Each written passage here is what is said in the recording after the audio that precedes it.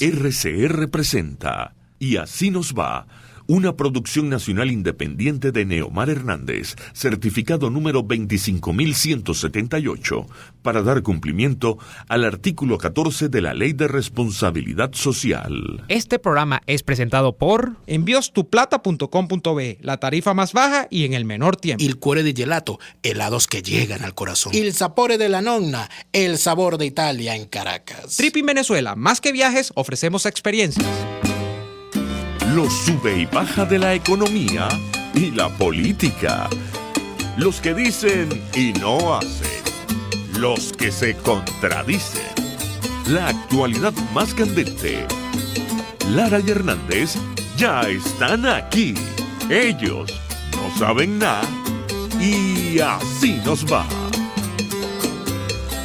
Conciudadanas, conciudadanos, bienvenidos a una nueva emisión de su programa favorito de esta hora.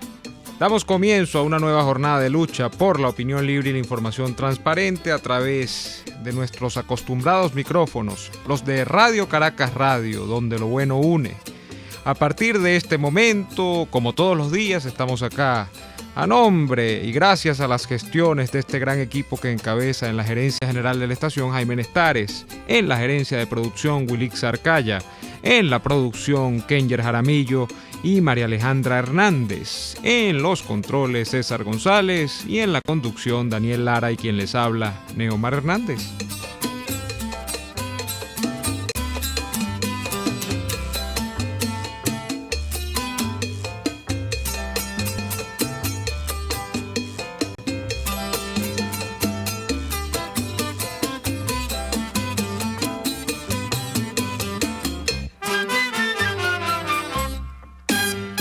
De igual modo, les recordamos que pueden seguirnos en vivo y directo a través de la señal de rcr.tv, porque estamos en la radio que se ve. También pueden vernos a través de Periscope. Nuestra cuenta en Periscope para su tableta, su teléfono celular es @rcr750. Si se perdió el programa por algún motivo o circunstancia, puede usted volverlo a ver y a escuchar en lacabilla.com y en nuestro canal de YouTube, Radio Caracas Radio en YouTube. Daniel, buenas tardes. Muy buenas tardes, estimado Neomar. ¿Cómo te sientes? Bueno, bien, aquí estamos, sobreponiéndonos a todo lo que va ocurriendo todos los días. Qué bueno. ¿Sabes que hoy, Neomar, tengo que enviarte un saludo que te enviaron desde acá, desde Alemania? Ah, sí. Te hicieron llegar un saludo. Acá en la ciudad de Görlitz, en la Plaza Central, me conseguí una romería. ¿Blanca? No, roja. No puede ser. Pues sí, sí es. ¿Del PSUV? No, pero casi, ¿sabes? Resulta ser que caminando por la Plaza Central me consigo nada más y nada menos que un tinglado con varias, igualito a lo que hacen los partidos en todas partes, ¿no? Estos tolditos, y veo que habían varios toldos, ¿no? Identificados de el partido Die Linke. ¿Y cuál es ese? Y Die Linke significa la izquierda. Pero rima con delinque. Exacto, eso es lo importante, Neomar, que tú siempre estás atento. Sí, vale. Aunque entonces, a veces no parezca, pero bueno. Bueno, y entonces el partido se llama Die Linke. Y entonces yo sé quiénes son los camaradas, ¿no? Ajá. Entonces yo voy y me acerco con mi cara de museo, ¿verdad? De museo aquí, obviamente. No te mostraron ningún bate, ni una cabilla, ni un tubo, nada de eso, ¿no? No, porque obviamente yo iba clandestino, ¿verdad? Ah, tú ibas, exacto. Por supuesto. Entonces llegué al puestico donde estaba la primera persona que me sonrió. Entonces dije, es aquí donde voy. Y dije, ya, aló. Ich bin Journalista aus Venezuela. Ajá. Y entonces empecé a preguntar estupideces, ¿verdad? Como si yo estaba perdido. Ajá. Le empecé a preguntar, ¿este es un partido grande, es un partido pequeño? Y yo, ay, soy negro ese partido. Y yo, un partido grande, qué bueno. Y ustedes están aquí nada más, o están en todo el país. Les doy. Y yo, muy bien, en toda Alemania, perfecto, maravilloso. Bueno, un saludo, tome. Y entonces, como soy periodista, me regalaron, porque todo ahí lo vendían, porque son comunistas, pero no vengas tú, todo lo venden, ¿no? Son comunistas, pero tontos no son. Claro, porque estaban haciendo una labor de recolección de fondos. Ah, bueno. Me regalaron un bolígrafo. Ah, bueno. Y entonces un bolígrafo rojo, obviamente. Algo le sacaste. Pero la tinta es azul, chicos. ¿Sabes? Esas cosas raras de los comunistas, Sí, ¿no? Que el bolígrafo sí. por fuera es rojo, Eso. pero por dentro es azul. Después entonces Ajá. me pongo a investigar. Yo sabía que este era un partido de izquierda, postcomunista, de estos progresistas locos nuevos, ¿no? Ujú. Y le pregunto a mi asesor en asuntos partidistas europeos, que es Guillermito Miguelena, porque Guillermito Miguelena se los conoce a todos, ¿no? Porque es amigo de todos y bebe caña con todos y sale a vaciar con ellos y llega a la casa de ellos cuando viaja. Es una cosa maravillosa. Ujú. Entonces le pregunto, Guillermito, ¿y esta gente quién es? Ujú. Y me dice, bueno, los aliados de ellos en Venezuela son el Frente Francisco de Miranda. Ah, imagínate tú a dónde viniste tú a dar, Daniel. Entonces tienes razón tú cuando dices que el nombre Dilinque se parece a Delinque.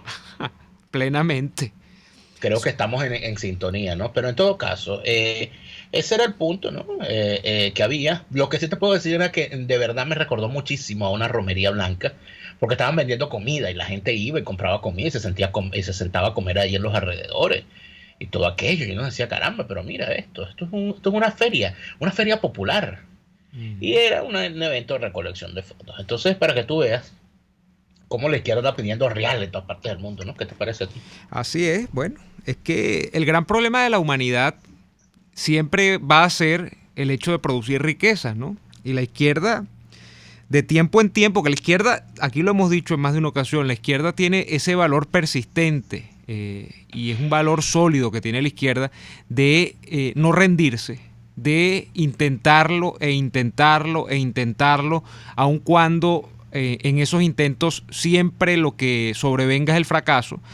Bueno, el gran problema de la izquierda siempre va a ser conseguir a largo plazo cómo financiar sus aventuras. Y va a ser conseguir fuentes, digamos, de creación de riqueza. Porque la demagogia que tiene implícita la izquierda, o eso que se conoce como izquierda, que en tiempos modernos ya quizá puede salirse de esa categorización, sino que puede simplemente hablarse de socialismo real, de comunismo, de todo eso que se agrupa bajo esos sueños que ya han sido tratados de poner en marcha y que han sido un fracaso, será siempre eso, será siempre un problema de creación de riqueza, Daniel. La humanidad sin capital no avanza.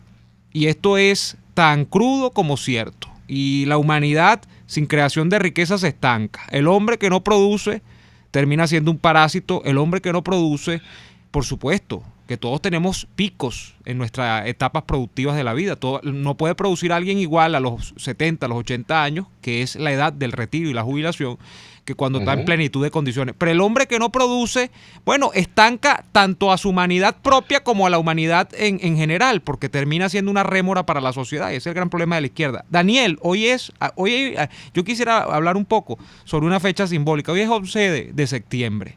Y es simbólica de dos maneras, ¿no? Sí. Es simbólica por lo que significó el parteaguas global del 11 de septiembre del 2001, del cual hoy se cumplen 17 años. 17 años de cuando el mundo dejó de pensar y se dio cuenta de que ya eran inútiles los análisis desde el punto de vista de Oriente y Occidente, de este-oeste, de países y países capitalistas, porque todavía andábamos en eso, en la posguerra fría, todavía estábamos en ese marasmo posterior a la finalización de la Guerra Fría, para entrar en la nueva dimensión, que era más que política, prácticamente cultural, de un choque de culturas o de civilizaciones, como lo nombraban inclusive algunos autores. A partir del 2001 ya entonces no se empieza a hablar de los enemigos de la democracia, sino prácticamente de los enemigos de la libertad, de los enemigos del mundo libre, de los enemigos de la cultura occidental y de la libertad de culto, de la libertad de posicionamiento frente a la vida, con los atentados contra las Torres Gemelas, que dejaron claro que había poder más allá de las armas normales y convencionales, y que eso de las guerras de nueva generación era una realidad en el pleno corazón de los Estados Unidos. El ataque contra las Torres Gemelas del 2001, sin duda alguna, es algo que estará en los libros de historia durante mucho tiempo cuando se analice lo que es, en efecto, el mundo actual. Y es también simbólico la fecha de hoy, e importante, por el evento que también significó un parteaguas, por cierto, en la política, al menos latinoamericana, y un hito particular en lo que fue la Guerra Fría, que fue el 11 de septiembre de 1973, día en el cual llegó a su fin por las armas no solamente el gobierno de Salvador Allende, sino el propio Salvador Allende. Uh-huh. Así es. Daniel, sobre el tema del atentado terrorista contra las Torres Gemelas, 17 años y pensar, ¿no? Pensar en eso que tú calificas como un parteaguas, y es tal cual, ¿no? En tiempo contemporáneo. Yo no recuerdo cuántos años tenía yo en el 2001, ¿no? Pero yo recuerdo como que... 11 años. Sí, yo soy del 88, tenía como 12, 13 años.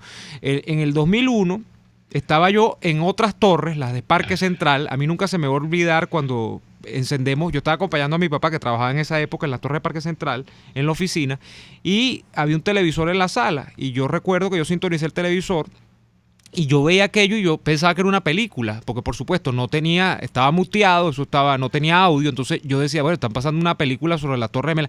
Cuando vemos que, bueno, en aquella época ya existían los celulares y comienzan las llamadas, mira, están tumbando las Torres Gemelas en Nueva York. Y yo estaba en otra torre, las Torres de Parque Central, que por cierto, una de ellas la tumbaron, pero a punta de ineficiencia después que el famoso incendio y no la rehabilitaron. 3 años después. 3 años después, en el 2004. Pero fíjate, Daniel, el tema de las Torres Gemelas fue el punto iniciático. Quizá, aunque Al-Qaeda, y por supuesto hablar de islamismo no es tan sencillo, y no es tan sencillo vincular a Al-Qaeda, y tú de esto sabes más que yo, pero no es tan sencillo vincular, digamos, la interpretación del Islam o digamos, la visión del Islam que tiene Al-Qaeda con la que pueda tener Hezbollah o con la que puedan tener otros grupos radicales de Medio Oriente. Bueno, allí inició en tiempo contemporáneo una cosa que tiene una línea de continuidad muy antigua, ¿no? Que es esa pugna de estos grupos versus los valores de Occidente. Y esencialmente esa pugna sigue en pie. Lo que no imaginamos los venezolanos, pasados 17 años, es que siendo Venezuela un país que históricamente, y no es porque se hayan empeñado en eso las élites políticas venezolanas, no las que gobernaron en un periodo determinado, sino las que siempre han gobernado Venezuela, estamos hablando de que Venezuela se constituyó como nación, sino que por un hecho meramente geográfico, además de todo, Venezuela siempre ha sido un aliado de Occidente, un aliado de los Estados Unidos, a su modo. Aliado de Occidente, no somos Occidente. Porque estamos en Occidente. Entonces, que Venezuela, Daniel, 17 años después, todas las alianzas que tengan son las que puede uno catalogar bajo algo que podemos llamar nosotros un eje del mal, y un eje del mal que está comprendido en muchos casos por estos países que han optado por la vía del terrorismo para afianzar sus valores frente al mundo y para desafiar los valores de Occidente. Una cosa contra natura, que Venezuela al día de hoy esté alineada con políticas que no defienden los valores de Occidente. Por cierto, uno de ellos, el central, ese que estábamos comentando hace algunos minutos, el de la creación del capital y el capitalismo. Eso es un valor que no entiende el mundo radical islámico, ¿no? Ni lo entenderán, además, el de la libertad, estas dictaduras, estas teocracias que se asientan en esta parte del mundo, ¿no? Nosotros no sé cómo caímos en esta desgracia, Daniel. Bueno, gracias al chavismo, bueno. Pero eso está claro, pero yo no estoy tan seguro de que los radicales islámicos no entiendan lo que significa la generación de riqueza. Yo creo que lo entienden muy bien, y por esa razón es que los grupos terroristas islámicos se asocian de la forma como se asocian a la actividad económica para poder sustentar sus actividades. Uh-huh. Fíjate que la gran acusación que hay con respecto a la presencia de grupos de radicales islámicos en Venezuela, que no es una acusación nueva, por cierto, que no es una acusación que empieza con el gobierno de Chávez, por cierto, sino que es una acusación que viene, la penetración de grupos radicales islámicos en Venezuela, empieza en los años 90, en el segundo gobierno de Rafael Caldera, empieza a hablarse ya de presencia de elementos radicales, pequeños, células, en la isla de Margarita. Y su presencia allí no estaba vinculada a eventos terroristas particularmente, sino a la posibilidad de la legitimación de capitales. Uh-huh. ¿Okay? Y eso prácticamente es una noticia que se sabía en el mundo de los organismos de inteligencia que vigilan la región. Yo recuerdo haber hablado de eso, por cierto, en Israel, y creo que lo comenté en este programa, de cómo en efecto se sabía eso desde los años 90. Pero cuando vemos el posicionamiento, mira, yo no quería dejar pasar que yo me enteré del atentado contra las Torres Gemelas en esta emisora. Quien anuncia, por cierto, la ocurrencia del atentado a los radioescuchas en aquel momento fue Roberto Justi, porque estaba al aire golpe a golpe. Y en ese momento se interrumpe la programación para que se anuncie en efecto lo que estaba ocurriendo. Entonces yo me moví inmediatamente a la televisión. Yo estaba en la universidad y estaba estudiando una carrera, como lo es Estudios Internacionales, que recuerdo que con algunos compañeros de clase, cuando ocurrió el asunto, cuando empezamos a llamarnos y a comentar lo que estaba ocurriendo, la conclusión de todos era la misma. Que bueno, que nosotros estábamos de vacaciones en ese momento y que cuando empezáramos las clases, obviamente, la carrera que habíamos visto hasta ese momento iba a ser completamente distinta a partir del próximo semestre. Y fue así, porque ya entonces no se iba a hablar de lo que había ocurrido en el mundo durante la Guerra Fría, sus efectos, las guerras comerciales, etcétera, sino que se iba a empezar a hablar de lo que venía a partir del momento en el que ocurren los eventos del 11 de septiembre. Y en efecto fue así. Y sigue siendo así. Fíjate que cuando hoy en las escuelas de estudios internacionales y de relaciones internacionales de todo el mundo se habla de lo que ha sido o de lo que es el mundo hoy, se empieza no desde la Guerra Fría, sino desde el 11 de septiembre, a pesar de que se siga analizando la cuestión de la Guerra Fría como una parte fundamental de las relaciones internacionales hoy. Pero ¿a dónde vamos con todo esto? Bueno, ya tenemos que hacer el corte. Vamos al punto fundamental de todo esto. El punto fundamental de todo esto es que el mundo sigue siendo un sitio muy peligroso, ¿no? Sí, así lo es. Que el mundo sigue siendo un lugar donde ocurren cosas terribles. Que en el 2001 pensábamos que la cosa más horrorosa que le había pasado al mundo era Al Qaeda y que el hombre más diabólico de la historia era este señor Osama Bin Laden. Y hoy sabemos que existe una cosa como ISIS, que es una cosa, bueno, y parece que es infinitamente peor que Al Qaeda. Y además de eso tenemos, para desgracia nuestra como venezolanos, a un gobierno ubicado del lado de los que no condenan, porque no quiero ser tremendista, ¿no? Pero nosotros como país estamos ubicados del lado de los que no condenan los crímenes de los regímenes o de los sistemas estos del terror. De hecho, la inauguración de esa posición la hizo Hugo Chávez cuando los Estados Unidos empieza a responder a los ataques de las Torres Gemelas con la famosa guerra de Afganistán, cuando saca una foto de unos niños supuestamente asesinados durante uno de esos bombardeos, diciendo en cadena nacional que los Estados Unidos estaban combatiendo el terror con más terror y que eran igual de terroristas. Eso fue en el año 2001 y eso ameritó la retirada de la embajadora en aquel momento, que era Donna Reinach, fue retirada de Venezuela por parte del gobierno de los Estados Unidos como protesta ante esas declaraciones. Allí empezó el posicionamiento del régimen chavista con respecto al terrorismo. Para ellos era un tema con el cual se podía manipular y pelear contra los Estados Unidos diciendo, bueno, pero si estos son terroristas, más terroristas son ustedes. Y así en eso hemos ido viendo cómo van las cosas y mira dónde hemos llegado ya, ¿no? Vamos a ir a la pausa comercial, Daniel, así es, y volvemos con nuestra sección de los martes, nuestra sección de presos políticos. Ya venimos. Usted escucha Y Así Nos Va, con Daniel Lara y Neomar Hernández, solo por RCR 750 AM. Tokio, Los Roques, Nueva York. En Tripping tenemos las mejores tarifas en paquetes de viajes nacionales e internacionales, hospedaje, alquiler de vehículos, viajes en crucero y mucho más. Contáctanos al 0212-943-0812 o en @tripping_be, Tripping con doble P. Tripping Venezuela, más que viajes, ofrecemos experiencias. Después del programa siempre me provoca un dulce. ¿Qué mejor que matar el antojo con un rico helado de Il Cuore di Gelato? Los maestros del helado artesanal italiano.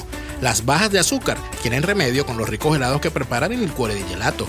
Stracciatella, brownie, amarena, Nutella y un sinfín de sabores impresionantes. Visítalos en el nivel feria del Centro Comercial Multiplaza El Paraíso, frente a las escaleras mecánicas. Il Cuore di Gelato, helados que llegan al corazón.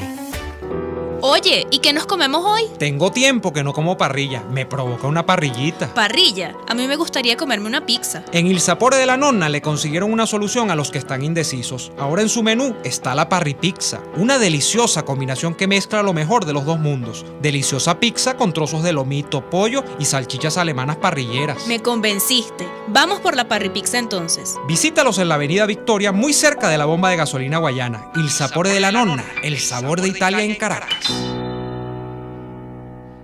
RCR 750 AM, porque lo bueno une.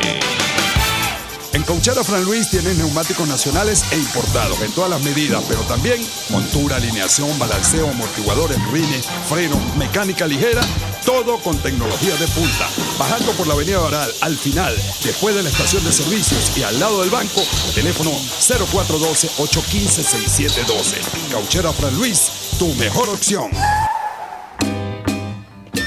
Les estamos presentando Y así nos va, cuando se tiene algo que contar, con Lara y Hernández, solo por RCR 750 AM.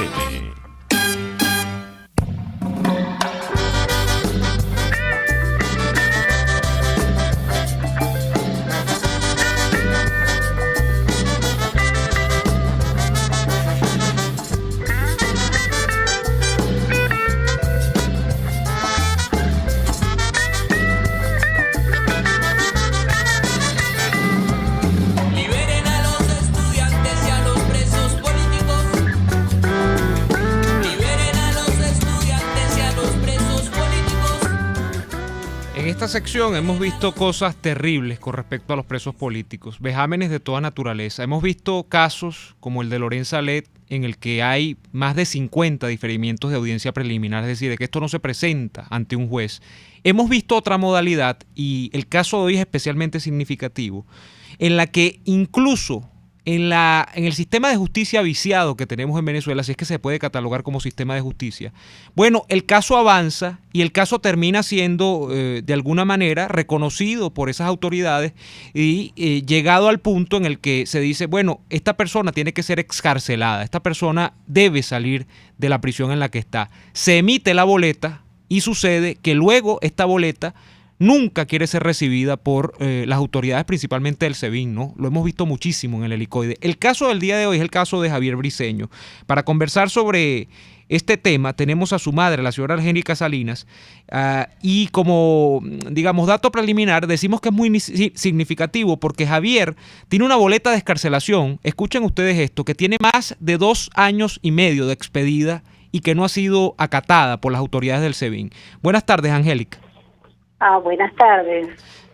Antes que todo, quiero manifestar mi agradecimiento a los productores del programa, en especial al señor Kenji Jaramillo, por esta gran oportunidad que tengo en el día de hoy y que me está dando de poder de exponer el caso de mi hijo, Javier Briceño.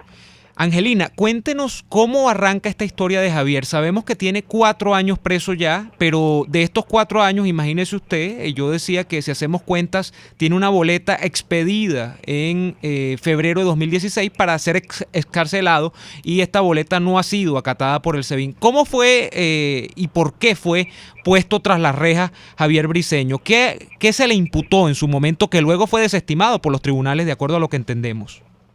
Bueno, Javier Briceño es un muchacho muy estudioso, economista, tiene 2 posgrados, es magíster, toda la vida ese niño ha estudiado, y él estaba en Bandes, era gerente de operaciones. Sí.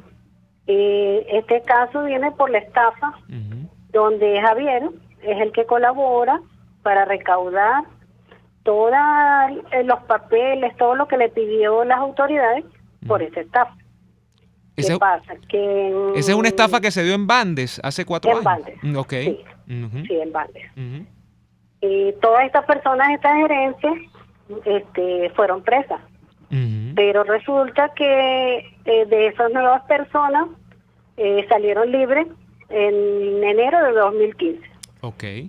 Javier, yo pienso que va a salir igualmente Y resulta que el abogado se equivocó en un apellido. Y por ese error, Javier no salió en ese momento. ¿Qué pasa? Que luego, después de los juicios y todo eso, se logra la carta de escarcelación el 3 de febrero de 2016. ¿Qué pasa? El SEBIN siempre me decía, y les decía al abogado, que esto nunca había sido recibido por el SEBIN. Por fin nosotros pudimos ubicar la copia, donde decía que el 18 de marzo del 2016, a las 5:30 de la tarde, el SEBIN recibió esto.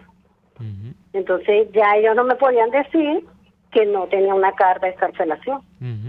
Pero ¿qué pasa? Que yo he ido a Derechos Fundamentales, yo he ido al Ministerio Público, yo he ido a Defensoría del Pueblo, yo he ido a todas las entidades gubernamentales y no gubernamentales, porque también he mandado comunicación internacionalmente, pero nunca he tenido respuesta.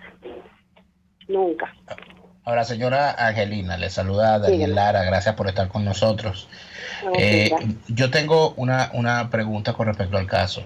¿Cuántos, porque el Bandes es un banco que entiendo yo está en manos de jefes militares, ¿no? ¿Cuántas personas de la alta gerencia del Bandes están presas por este caso? Bueno, la verdad que esa información yo no la manejo.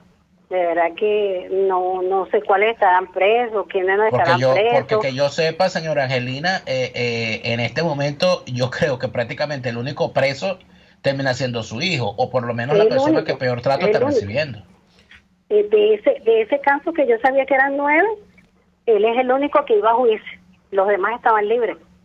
Angelina, entonces, ¿y usted tiene alguna sospecha de por qué su hijo termina siendo el único, que fíjese usted, después de que eran 9, termina siendo el único que queda allí con boleta de excarcelación en mano, más de 2 años y medio? Es la boleta de excarcelación que entendemos tiene más tiempo de expedida y más tiempo de desatendida, ¿no? Lo que en ella se refleja. ¿Cuál es la sospecha que usted tiene en todo esto?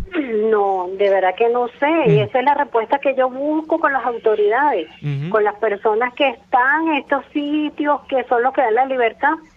Yo quiero que me den la respuesta, ¿por qué él no ha salido? ¿Qué es lo que pasa? ¿Por qué si ya le declararon que él no tenía nada que ver con esto, por qué él todavía está preso? Y él ahorita tiene una situación de salud, que mi hijo es diabético, él es operado de las rodillas, está sufriendo de la vista, le duelen los huesos, y entonces, ¿qué me van a esperar? ¿Que mi hijo se me muera ahí? La pregunta es, señora, esas dolencias médicas que tiene su hijo, además de eso, ¿podría usted decirnos cómo se encuentra? ¿Ustedes lo han podido visitar? ¿Han tenido acceso a las visitas? ¿Cómo se encuentra él anímicamente? Recuerda que un primer motín, ¿verdad? Ese motín, lo que me indicaban a mí, que se iban a manejar unas listas. Y me decían todo el tiempo en Derechos Fundamentales, en el Ministerio, me decían, mire señora, va a salir, ahora sí va a salir, pero tiene que esperar la lista. Caramba, perdimos comunicación. Caramba, se nos cayó la señora Angelina. Pero fíjate, Neomar, que mientras tratamos de reconectar, que la situación termina siendo más o menos la misma que hemos visto en otros muchos casos, ¿no? Que termina pagando justos por pecadores, y normalmente el que mayor prueba de inocencia posee es el con el que más se ensañan, ¿no? Así es. Y que se produce, Daniel, una situación en la que el carcelero está por encima del sistema de justicia. Que el sistema de justicia es ficticio, por supuesto, en Venezuela, pero que inclusive quien logra sortear, como siempre decimos acá, como en la novela kafkiana, quien logra sortear la injusticia del sistema de justicia, y no es un juego de palabras, bueno, ese también, si no lo agarra el chingo, lo agarra el sin nariz, porque el que decide quién sale, al final de cuentas y al final del día, es el carcelero. Es decir, esto es como las comisarías, esas que uno ve en las películas del viejo oeste, donde hay casi que en el pueblo lo que hay es un sheriff y un alguacil, y entonces entre esos dos dicen quién queda preso y quién no queda preso, y tienen una cárcel ahí y deciden quién sale y quién entra en esa cárcel. Señora Angelina Rivas, Salinas, conectamos nuevamente con usted. Le preguntaba a Daniel por las visitas y por todo lo que ha significado este largo trayecto de 4 años con su hijo en la cárcel. Sí, mira, después del segundo motín, Javier decidió sacar un video Ujú. donde él estaba explicando todo el caso de él, que su carta de excarcelación tenía más de 2 años y 7 meses. Esperamos las visitas y ellos los pusieron por grupo.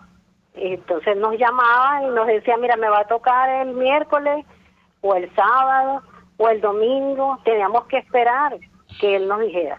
Ahora supuestamente se van a regular los miércoles y los sábados, que cuando yo lo puedo ver son los sábados, que yo trabajo. ¿Y los abogados qué dicen, señora Angelina Salinas? ¿Qué dicen del caso? Me imagino que ya pensarán que han agotado todo y que, bueno, que lo que se hizo ya es lo que se tenía que hacer, que era agotar la instancia judicial con todos los pasos del caso, ¿no? No, los abogados me dicen que es el SEBIN, que es el SEBIN que no los quiere sacar, que yo tengo que esperar la respuesta de ellos, y bueno, en eso es lo que estoy. Y lo que pasa es que yo no tengo recursos también para pagar abogados. Eso es lo que pasa conmigo, que yo no tengo abogados de verdad, y yo tengo un poder adquisitivo o unas redes de verdad que yo me ponga a quitar todo el tiempo. Yo creamos ahora un Twitter de Javier, Sí. de Javier Briceno 05, y un Instagram para que lo sigan, y ahí él explica su caso y todo lo que ha pasado. Es Javier Briceno, todo junto, 05 en Sí, Twitter y en 05. Instagram. Muy bien. Javier Briceno 05. Javier Briceno 05, y pueden conocer más del caso de Javier. Más del caso y de la orden de excarcelación, todo lo que él hacía, sus funciones, todo, ahí él explica todo. Señora Angelina Salinas, estamos enteramente agradecidos con su atención esta tarde. Agradecido yo con ustedes, y de verdad que tocándole el corazón a las autoridades, de verdad, que son los gobernantes de este país, y que se haga justicia con mi hijo, que se haga justicia, ya basta, ya tiene 4 años y mi hijo está mal de salud, está mal. Muy bien, le agradecemos. Muchas gracias por todo. No, gracias a usted, señora Angelina. Daniel, más que decir Bueno. sobre este caso. Sí, bueno, un caso más donde se verifica la ruindad del sistema de injusticia revolucionario, donde ni siquiera respeto hacia el debido proceso que ellos mismos han instaurado existe, porque mientras un órgano del régimen ordena la libertad de una persona, otro órgano se niega a cumplir sus mismas órdenes. Es una cosa tétrica, pero tenemos que hacer el corte comercial. Vamos a ir al corte que nos corresponde a esta hora, y al regreso venimos con más de su programa favorito de esta hora.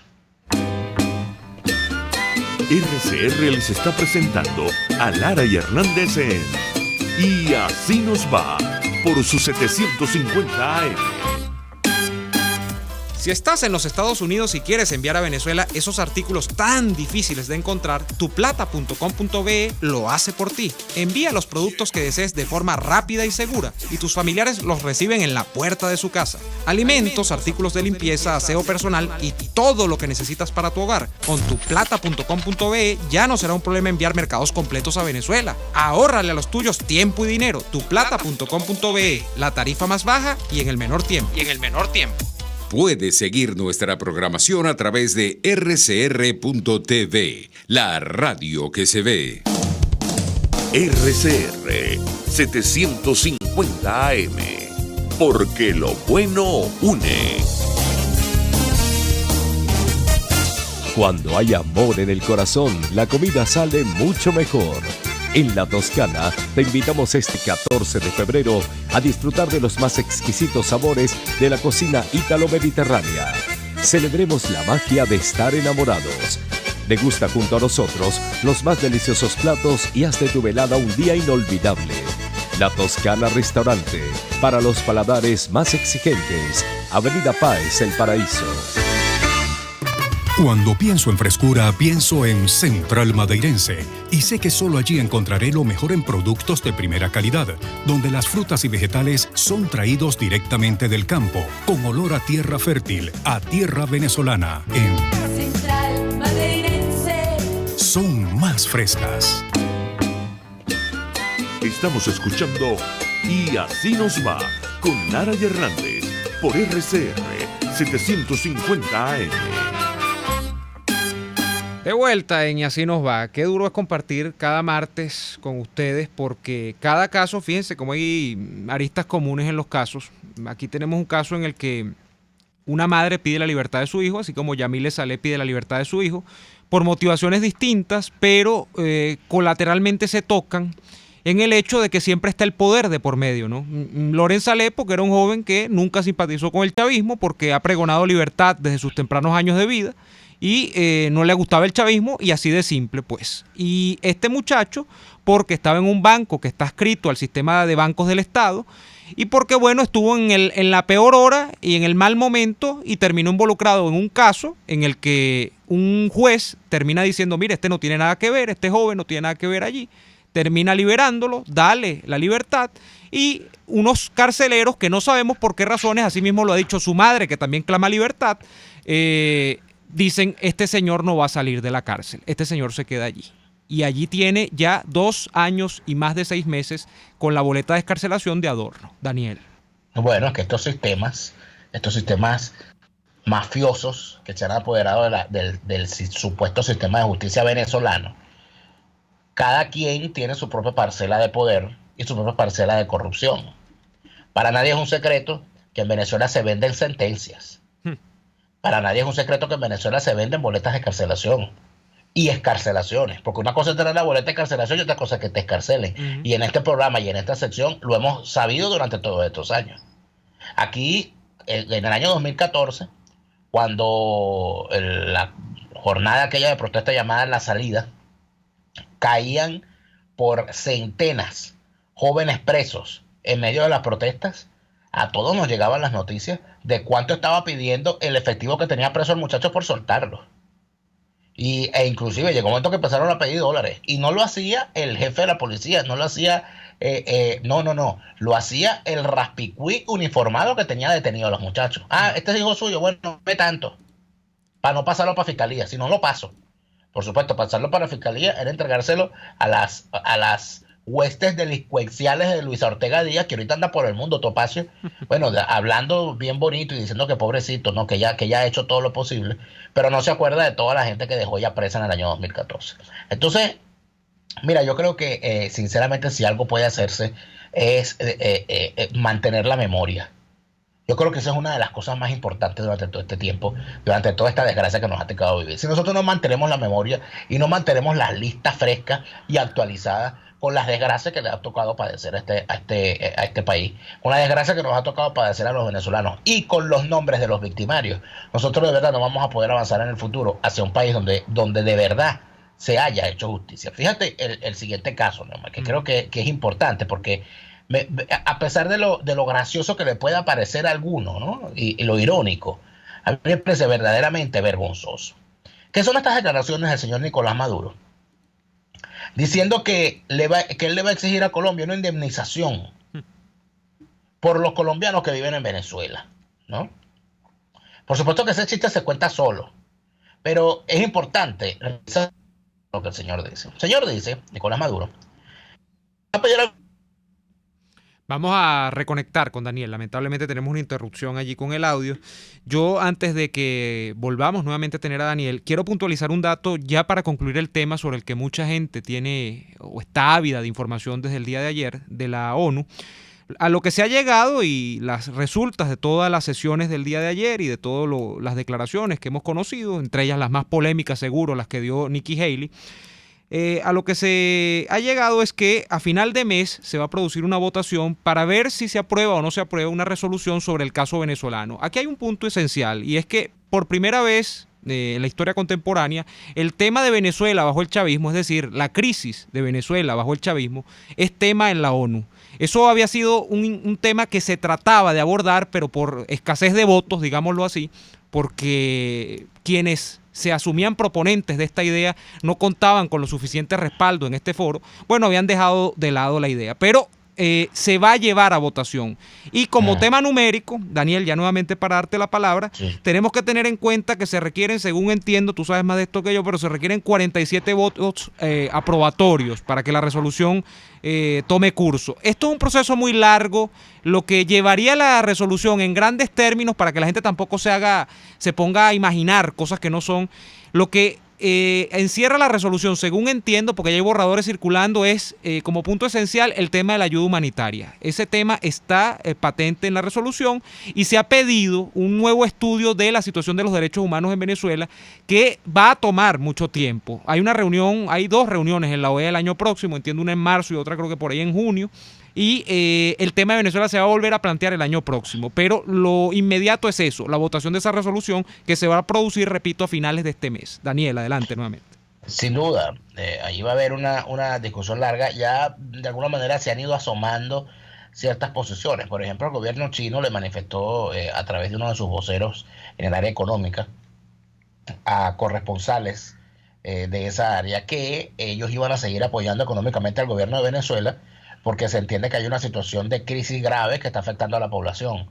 Eso ya de alguna manera es un posicionamiento, porque cuando ya se dice algo como eso, es obvio, además de eso, que el gobierno chino en esa misma declaración que se ha dado a conocer hoy, ha rechazado las sanciones de los Estados Unidos. Entonces cada quien va a utilizar el tema a su favor, porque los países aliados, las potencias aliadas a Venezuela, van a decir que en Venezuela se está viviendo la situación que se está viviendo por culpa de las sanciones de los Estados Unidos, que es más o menos el discurso oficial del chavismo. Y por eso se van a escudar en esa razón para seguir sosteniendo no a la gente de Venezuela, sino al régimen. Eso está perfectamente. Tú estabas diciendo algo, estabas comenzando y se cayó la comunicación, Daniel. ¿Qué era lo que estabas asomando? Con respecto a... que estábamos hablando antes, se me fue el yoyo. Se te fue.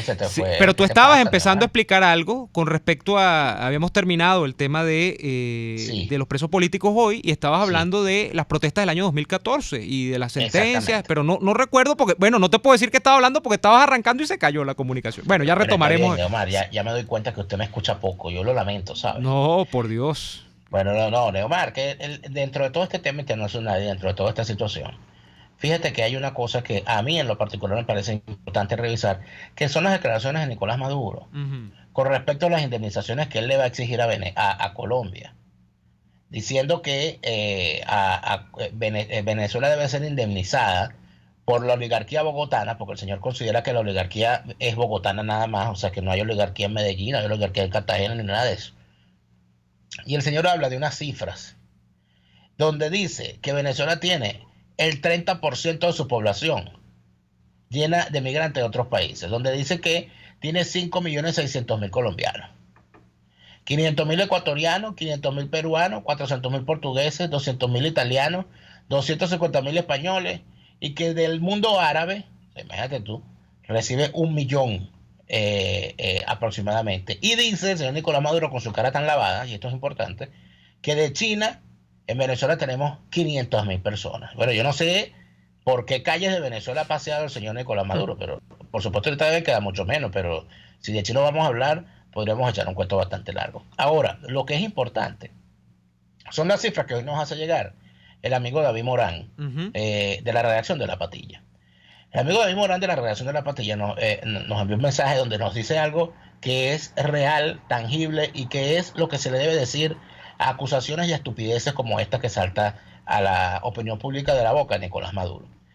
Los números son tercos. Los últimos datos publicados por el Instituto Nacional de Estadística en 2011 indicaron que la población colombiana en Venezuela era de 721.791 personas. Ese número está muy lejos de los 5 millones de colombianos que afirma Nicolás Maduro que están acá. Es decir, Nicolás Maduro le lleva la contraria a las cifras de su propio organismo de estadísticas. Siendo así, siendo que esto es meramente propaganda chimba del señor Nicolás Maduro para atizar un conflicto con Colombia que no tiene ni pies ni cabeza desde el punto de vista de la ridiculez madurista, ¿a qué se llega? Se llega a lo siguiente. Si vamos a hablar, se lo leía hoy, por supuesto, a la que se ha convertido en la experta en el tema, que es Nitu Pérez Osuna. Bueno, ¿puede Nicolás Maduro pedirle alguna indemnización a Colombia? O sea, vamos a empezar por allí. Si de indemnizaciones vamos a hablar, quien debería indemnizarnos es Nicolás Maduro, no podemos haber mostrado su partida de nacimiento ni haber demostrado dónde nació. Si al caso vamos. Bueno, y si algo se le va a reclamar a Colombia, yo no le reclamaría por 5 millones de colombianos, le reclamaría por uno solo. Además de eso, el señor Nicolás Maduro hace unas aseveraciones que a mí de verdad me dan vergüenza, porque son hoy que uno está fuera de Venezuela y que uno conoce de cerca y en carne propia lo que significa ser un inmigrante, uno se encuentra unas cosas que dice que, porque los colombianos se vinieron a Venezuela por la bonanza económica, a aprovecharse de tal y tal. Entonces uno lo que se pregunta es, vamos a suponer que Nicolás Maduro sea venezolano, en el supuesto negado que lo sea, vamos a suponer que el señor es venezolano. Bueno, y su mamá no era colombiana y su papá no era colombiano. No vinieron a Venezuela como tantos otros colombianos a trabajar y a tratar de hacer aquí una vida decente. Bueno, lamentablemente la mamá de Nicolás Maduro se equivocó un poquito en la crianza, ¿no? Está perfectamente claro. Pero no se puede reclamar a una persona que se haya ido de su país buscando un mejor destino para sí y para sus hijos, haberlo aprovechado. Bueno, de hecho, a la mamá de Nicolás Maduro le salió buena la apuesta, porque ella jamás, si Nicolás Maduro se queda en Colombia, no hubiese sido presidente. Eso está perfectamente allá es muy difícil, ¿no? Bueno, parece que Venezuela es el país de las verdaderas oportunidades. Usted se puede ir para Venezuela, ¿verdad?, siendo colombiano, y su hijo no solamente va a pasar por venezolano, sino que va a poder llegar presidente. Y tú por eso le vas a pedir una indemnización a Colombia. Mira, no estoy entendiendo esto. No hay ninguna indemnización que pedir, y con esto nos vamos al corte. El punto es que quién indemniza a Colombia, y yo no estoy diciendo con esto ni que Colombia es víctima ni que los venezolanos son victimarios, pero quién indemniza a Colombia con los gastos que tiene que hacer como país, como Estado, porque volvemos al punto, o sea, el dinero no es gratis y el dinero no sale, no brota de las matas, no cae del cielo. Y los programas sociales, las capacidades que puede desarrollar un Estado están atadas a su capacidad financiera.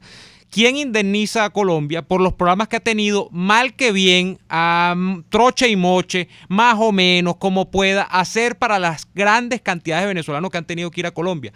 Bueno, los Estados Unidos, por ejemplo, que Maduro le encanta criticarlo, pero los Estados Unidos ha enviado, entiendo yo, financiamiento a Colombia para medicinas y alimentos para las cantidades de venezolanos que pasan por Cúcuta. Eso es una verdad, o sea, eso no lo puede desmentir Maduro, porque eso está acreditado.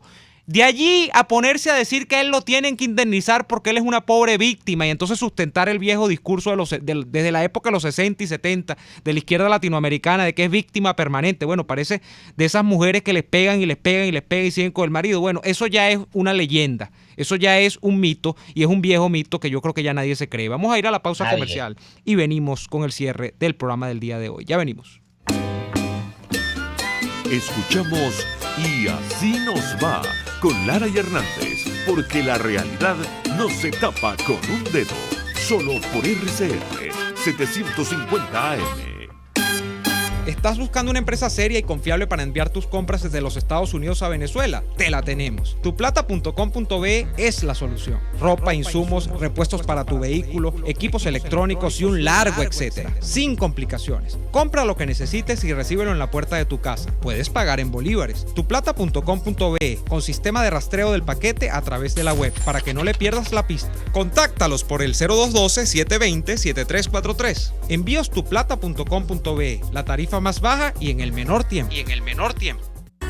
Después del programa siempre me provoca un dulce. ¿Qué mejor que matar el antojo con un rico helado de Il Cuore di Gelato, los maestros del helado artesanal italiano? Las bajas de azúcar tienen remedio con los ricos helados que preparan en Il Cuore di Gelato. Stracciatella, brownie, amarena, Nutella, chiclet y un sinfín de sabores impresionantes. Visítalos en el nivel feria del Centro Comercial Multiplaza El Paraíso, frente a las escaleras mecánicas. Il Cuore di Gelato, helados que llegan al corazón.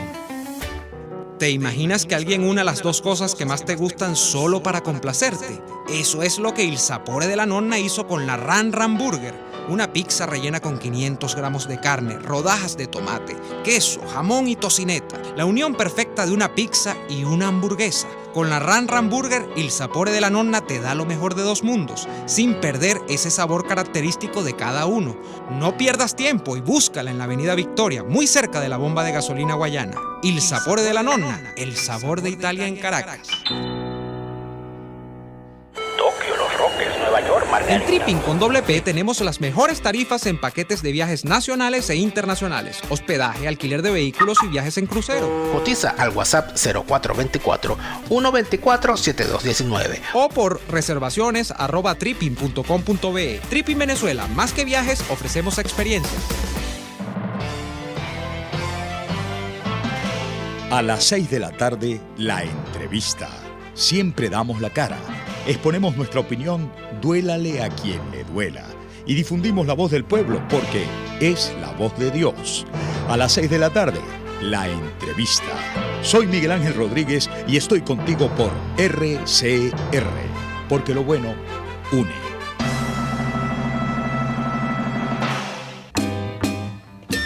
Les estamos presentando Y así nos va, cuando se tiene algo que contar, con Lara y Hernández, solo por RCR 750 AM. De vuelta en Y así nos va. No tengo mensajes por aquí, Daniel, y disculpen amigos de antemano porque el sistema Dilo tiene una fallita, no puedo ver sus mensajes. No sé si quieras leer algo del Twitter o de nuestro Facebook, Daniel. Por acá tenemos a nuestro amigo Joaquín Lombardi, siempre consecuente, diciéndonos: necesitamos obligatoriamente cambiar la mentalidad. Ahora bien, no olvidemos que Europa se hizo fuerte también por haber cometido todos los errores posibles y aprendieron de esos errores. Aunque en España ahora estén gobernando los fantoches del PSOE y Podemos. Sí, claro, porque es que en España obviamente parece que son un pedazo de Latinoamérica en Europa. Les encanta repetir los errores. Pero bueno, y así nos va. Tenemos también a través de nuestro chat en YouTube, recuerden que somos RCR750 en YouTube, nos dice Mireya Roa: y estrellar un país, ¿cuándo y cuánto van a hacerle pagar a él y a todos por estrellar un país y ser el genocida de tanta gente? Es una buena pregunta. Pregunta Raúl Guedes, pregunto: ¿cuántos ilegales entraron al país por complacencia interna en los 70, 80 y 90 de tantos países en la región? Alejandro Monzón se pregunta: ¿quién nos indemniza por los 20 años de vida perdidos? Nos pregunta, además de eso, bueno, la gran cantidad de mensajes que hay aquí es interesante. Fíjate, hay algo interesante, Neomar, que yo no quería dejar de comentar en el poco tiempo que nos queda. Yo estaba viendo hace minutos el anuncio que hace el señor Capriles, Enrique Capriles, porque esta noche tiene su programa aquí, Capriles a las 7, ¿no? Y él está invitando, por supuesto, a que vean su programa, que escuchen su programa en Radio Caracas Radio, en sus redes.